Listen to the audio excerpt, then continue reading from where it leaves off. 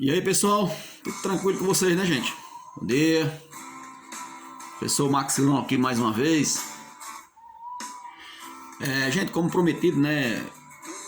Eu tinha me comprometido com vocês, colegas professores, a qual eu mando aqui um forte abraço. A gente tinha se comprometido de gravar esse vídeo informando a respeito dessa reunião de ontem. Inclusive, é uma reunião bastante esperada, né, gente? A expectativa que foi criada em torno dessa reunião, ela foi enorme. Dado que a gente tinha aí uma série de questões, vários hiatos, né, a serem preenchidos. E eu já vou dizendo logo de antemão que a reunião de ontem foi bastante produtiva, né? Uma reunião da qual a gente saiu bastante satisfeito. É óbvio que ainda tem algumas questõezinhas. E talvez a principal dela, mesmo a principal dela ainda não tenha sido resolvida, né? Mas eu, particularmente, saí satisfeito da reunião.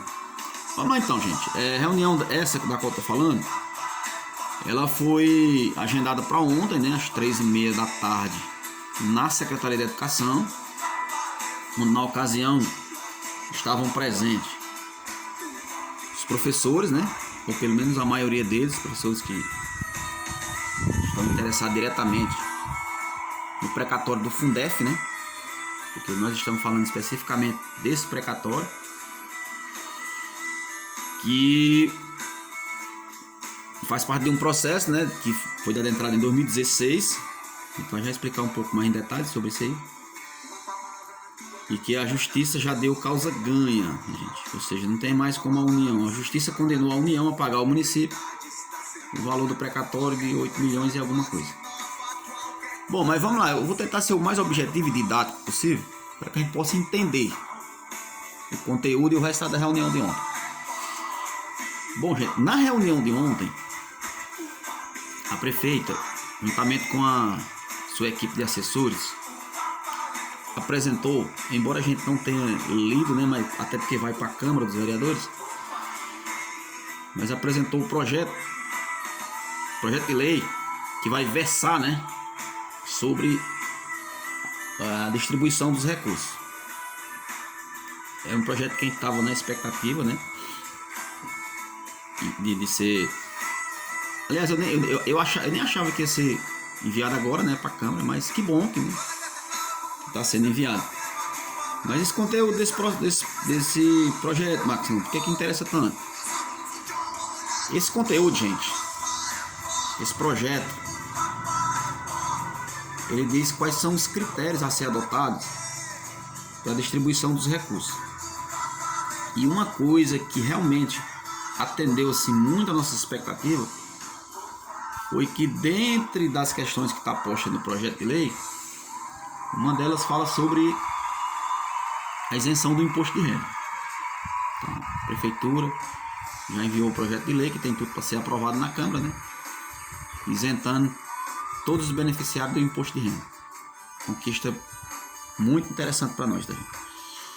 O segundo ponto é que nesse projeto de lei visa a criação de uma comissão. Você pode estar perguntando, mas não tem uma comissão aí da qual eu faço parte, inclusive. Bom, gente, aquela comissão ela é do sindicato, gente. Ou seja, só tem representante de professores. A comissão da qual a prefeita irá, eu acredito que baixar uma portaria criando essa comissão, muito provavelmente deve ter representantes de outros setores. Por exemplo, do executivo, né, da técnica da Secretaria de Educação e os professores, né? Ou seja, é uma comissão ainda a ser montada. Eu indaguei sobre a formação dessa comissão lá na ocasião, porque, como vocês sabem, a gente já tem um trabalho de pesquisa que a gente fez referente aos professores que foram beneficiados durante esse período. Que período é esse? 2002 a 2006. Nós já temos uma lista, temos uma pesquisa feita. Obviamente que a nossa pesquisa, ela pode servir de base, né? Pode servir de referência para a comissão que vai ser formada, tá, gente? E aí depende das questões que vão ser conversadas no futuro breve, tá certo? Até porque essa comissão que a prefeita vai criar mediante portaria é a comissão oficial que vai definir, tá, gente? Então, para efeito de informação, essa comissão ela vai, baseada e orientada num edital que vai ser publicado pela prefeitura, lançar a lista oficial. Depois que ela fizer o trabalho de pesquisa, de buscar esses dados, a gente já, enquanto comissão, já se colocou à disposição lá para disponibilizar os nossos dados que a gente pesquisou, né? Para a comissão que vai ser formada. Isso aí já é um entendimento nosso enquanto comissão. E depois que for baixado esse tal, vai ser lançada uma lista e vai ser dado um prazo para que aqueles professores que não constarem na lista terem o direito de recorrer. Não vou entrar em muito detalhe não, porque para não ficar muito extenso o vídeo, tá, gente? Mas vamos aqui para uma parte que talvez seja a parte mais importante e que a gente ainda está nessa pendência, que é com relação ao bloqueio do recurso, tá, gente? O recurso ele continua bloqueado lá no TRF1, né? Tribunal Regional Federal, primeiro, que fica lá em Brasília, que lá tem uma determinação de bloqueio dos recursos. Quem bloqueou, Marcos? Não, o juiz. O juiz bloqueou por quê? Vamos lá para a narrativa, tá, gente? Eu quero sim ser bem cauteloso nessa narrativa. Inclusive, se eu estiver cometendo algum equívoco e alguém quiser entrar nas minhas redes sociais aí e questionar, eu posso perfeitamente vir aqui e me retratar em relação a essa correção. Mas no meu entendimento, e o que foi dito lá pelos assessores da prefeita, né? O doutor Yuri e o doutor Fernandes, se eu não estiver enganado. Foi dito por eles que esse processo foi dado entrada em 2016, como de fato está lá, né? Se quem puder acompanhar lá na página TRF1, está lá, 2016, inclusive o despacho 25 de junho de 2016. Dando como causa ganha para nós. Em 2017, na época o então prefeito era Nelson, 2016, em 2017, quem assume a prefeitura é Toninho, e ele mudou de escritório. Você sabe que esses processos eles são dados entrada por escritórios, e os escritórios eles assinam um contrato com o seu contratante, no caso a prefeitura, dizendo que tem direito a 20%, né? Isso é normal em todos os processos. Então, em 2017, o então prefeito da época teria mudado de escritório. Então, nós temos 2 escritórios envolvidos aí nesse processo, se sentindo lesados, né? E foi eles que entraram com a petição pedindo um bloqueio de recursos, tá?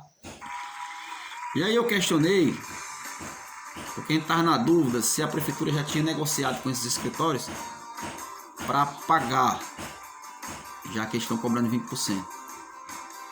Então, o que foi dito é o seguinte: primeiro, a contratação, olha que vamos observar direito, gente, é o que foi dito lá. A contratação ela foi feita de forma irregular, não vou entrar em detalhe, e a prefeitura achava que não tinha regularidade suficiente para fazer o pagamento. E segundo, que esse processo, essa petição ela está em tramitação lá, e o juiz a qualquer momento ele pode decidir. Por exemplo, ele pode decidir em obrigar o município a pagar ou não, né? Existe outra questão, por exemplo, que esses honorários não podem ser pagos com recurso do precatório. Aí existe uma outra abertura que é com relação aos juros. Ou seja, são detalhes, gente, técnicos, burocráticos, que acabam emperrando o processo.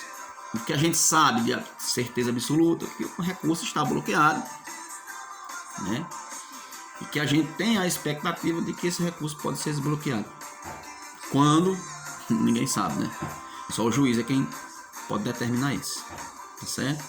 Mas o positivo disso tudo, gente, é que no momento que o recurso for desbloqueado, a gente está com todo o processo em andamento já. Projeto aprovado na Câmara, comissão criada, levantamento de dados, criação de lista com valores a ser pago. Eu acredito que quando o recurso for desbloqueado, isso aí está tudo pronto. Isso aí estando pronto, recurso desbloqueado, a prefeitura vai fazer a ordem de pagamento, a transferência para as contas dos professores da forma mais imediata possível, tá? Então o gargalo nesse momento é o que? O desbloqueio do recurso, tá, gente? Uma outra questão que foi discutida lá, que foi inclusive feita uma votação lá, é que a gente decidiu, enquanto professor, através do advogado, Dr. Deodato, fazer a retirada de uma das cláusulas que ele tinha colocado numa petição, porque quando a gente contratou o advogado, imediatamente ele fez a petição lá no fórum, se não estiver enganado, de Iracema. Aí por que, Marcos, nessa petição nós temos causa ganha, existia uma garantia. A gente não tinha o projeto, né, garantindo a aplicação de 60% dos recursos. Aí foi, na verdade, esse processo que o Dr. Deodato entrou era apenas para dar mais uma garantia jurídica de que a prefeitura deveria pagar os 60%. Mas ontem a gente saiu satisfeito porque o projeto de lei que a prefeita está mandando para a Câmara já diz lá: garantia de 60%, isenção do imposto de renda, criação da comissão para levantamento de dados. Tudo isso aí está no projeto de lei que ela vai enviar amanhã para a Câmara. Tá bom, gente? E o que é que a gente então votou lá? É que nessa petição o Dr. Deodato teria colocado um valor de 20% para sucumbência, que é um valor do qual ele teria direito, se caso a prefeitura perdesse a causa, a prefeitura teria que pagar 20%. Mas eu não vou entrar em detalhes sobre isso aí não, tá? O fato é que a gente votou para a retirada dessa sucumbência. Inclusive a gente da CISA já falou no grupo, o presidente da CISA falou no grupo para ele, o doutor, e ele já deu o sinal verde de que vai fazer essa petição pedindo a retirada dessa sucumbência. Tá bom, gente? Eu tentei assim falar o mais rápido possível, né? É um assunto que demanda muitas questões, eu faço só para tentar resumir o vídeo, né? Para não ficar muito extenso. Tá bom, galera? Eu espero que eu tenha sido claro. Caso alguém não tenha entendido basicamente o que eu falei, eu vou postar o vídeo. Vocês entram em contato comigo. Ei, Marcos, não entendi quase nada do que você falou, não entendi nada do que você disse aí, ou não entendi o ponto X, o ponto tal. Tá? Se eu não souber, a gente vai procurar, pesquisar e correr atrás de quem sabe. Tá bom, gente? Forte abraço aí, bom feriado para todos, a gente se encontra em breve.